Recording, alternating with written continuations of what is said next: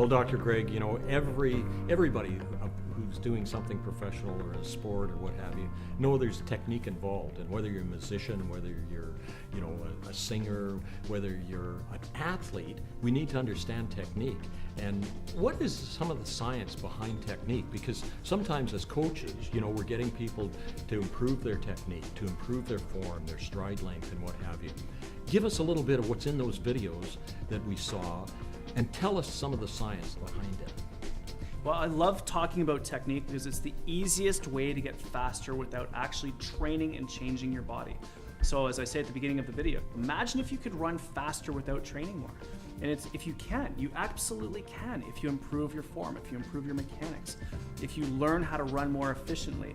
Little things like running with really good posture, really things like making sure that your arms move in line with the direction of travel. There's all sorts of little things that you can do to make yourself run faster more easily. And so it's a great thing for everyone to be aware of. Yeah, well, I loved in the video, because running is about forward motion, and so often you see athletes out there and they're crossing their hands and they're putting tension in their lower back or just form errors that they're making that slow them down. And yet when you see the video, you see some of the little training tips that you can make and adjustments you can make to your form. And your mom was right about posture when they told us to stand up straight, because it makes such a difference. It allows us to breathe better, allows us to be more efficient, and the videos really capture that.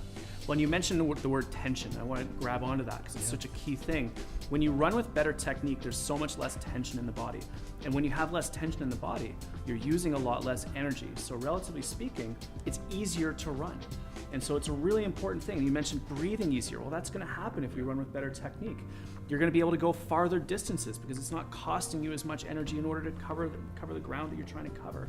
So it's a really important thing for people to think about. We want to get people running naturally within their natural running form, but at the same time tweak it to see if we can do a little bit better and make these little tiny improvements over a long period of time to keep people running without injury and to keep improving over an extended period of time. Well, it's such an important message. You see an Olympic athlete as an example, and you'll see various types of running form because we've seen it in the men and women out there.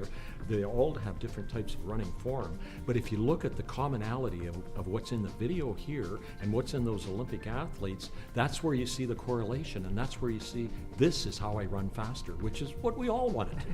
Yes, and when you really start thinking about technique and watch some amazing runners, and there's so much video available now of some world-class people, it's amazing to watch the beauty of the movement, the pure efficiency of the movement, the relaxed speed, and that's what we're really looking for. And if people can get that into their minds while they're out there running, it's just such an incredible experience when you put it all together. Well, it's much like the singer. You watch the high-performance singer, and they're very relaxed when they sing. When I try to sing in the shower, I'm not very relaxed, and that's why I don't sing well. So I think what we need to do is practice some of that form. So let's get out there and go with the group and do some form work. Sounds good. Great.